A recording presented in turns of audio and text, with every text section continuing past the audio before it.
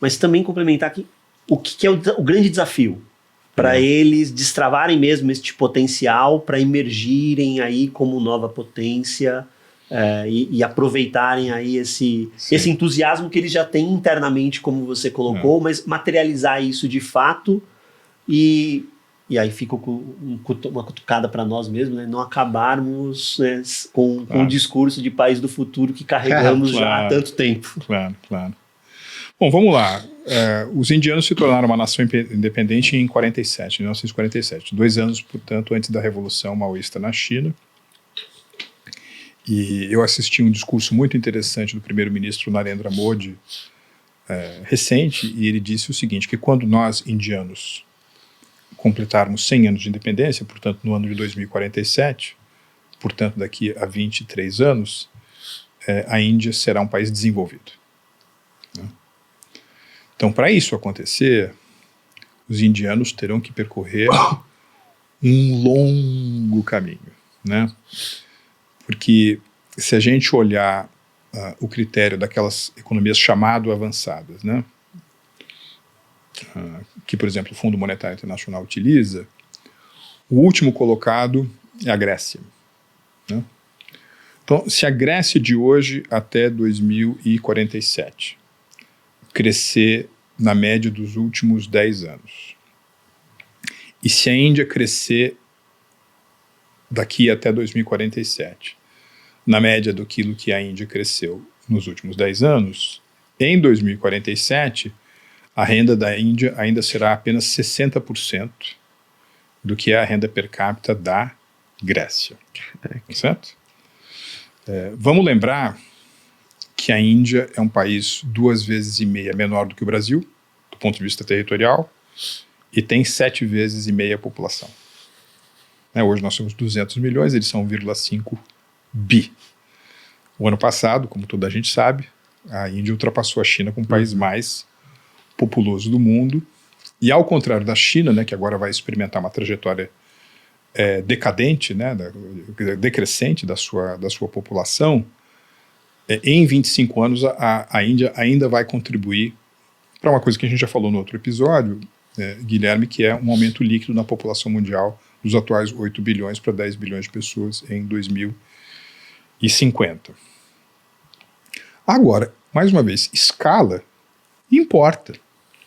Tamanho importa. Então, grande do jeito que ela é, ou seja, com essas dificuldades, né, comparativas de renda per capita no caminho dela para se tornar um país desenvolvido, a Índia hoje já é uma economia de 4 trilhões. Ela vai fechar o ano com 4 trilhões de dólares de PIB. O que faz dela a 5ª maior economia em termos de PIB nominal. Ela está atrás dos Estados Unidos, está atrás da China, está atrás da Alemanha e está atrás do Japão. Do ponto de vista do PIB medido pela paridade do poder de compra, a Índia já é a 3ª maior economia do mundo. Né? Ela já é. O custo relativo dos serviços faz o PIB pela paridade de compra explodir. Enfim, cortar o cabelo na Índia não é uma das coisas mais caras do mundo. Né? Então, é uma...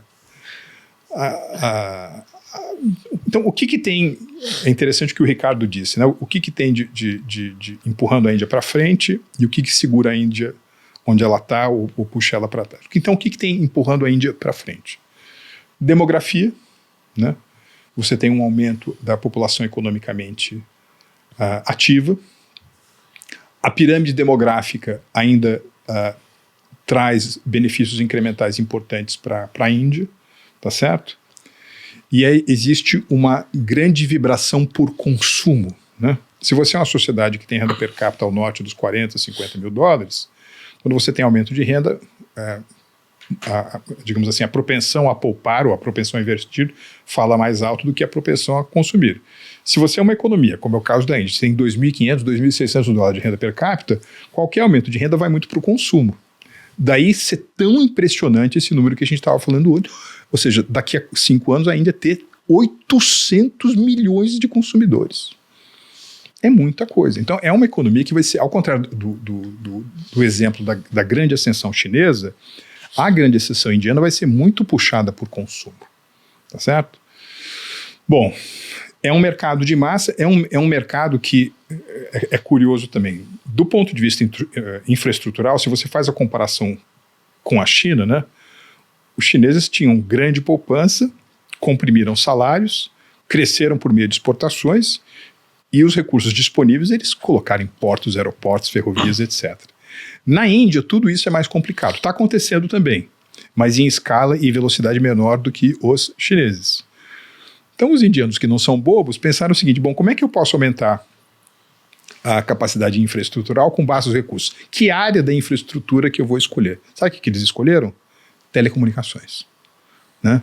Então, isso auxiliou muito a indústria, por exemplo, de diagnósticos remotos, de serviços remotos, a indústria de TI, que não precisa tanto de ferrovia e de rodovia.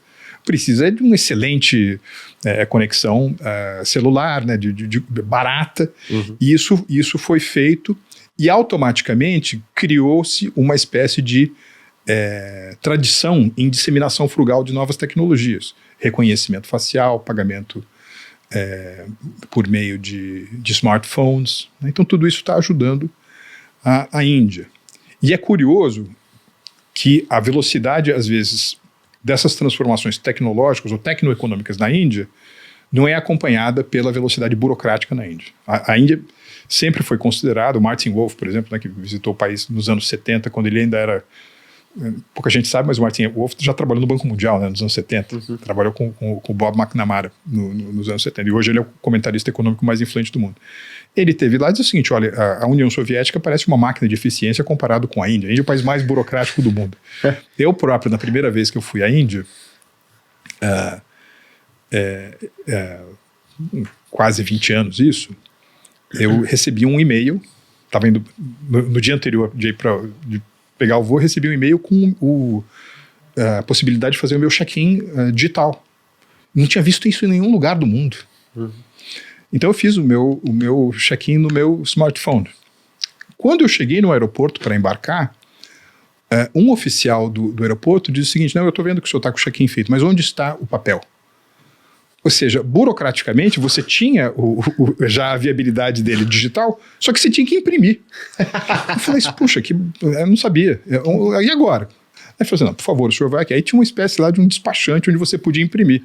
Aí eu imprimi e voltei para fazer o embarque. Ele falou assim, bom, mas precisa da autenticação. Aí você tinha que ir para um outro lugar para o cara dizer, aí ele comparava o seu passaporte com aquilo que estava no seu celular, com o papel para dizer assim, não, tudo bem, esse sujeito aqui de fato pode... Ou seja, uma burocracia maluca. Isso tem diminuído, né, em grande medida. Uma das características positivas que se atribuem ao governo Narendra Modi é cortar o red tape, né, então isso tem ajudado bastante. Essa coisa da faixa etária na Índia é muito curiosa também, porque, por exemplo, quando você é criança, do que você gosta? Brinquedo.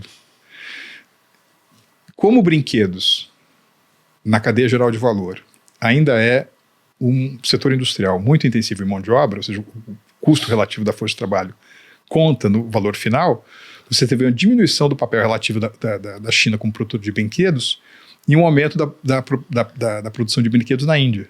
Hoje a Índia é a maior produtora mundial de brinquedos. Tá certo? E aí você tem outros fenômenos interessantes. Por exemplo, os indianos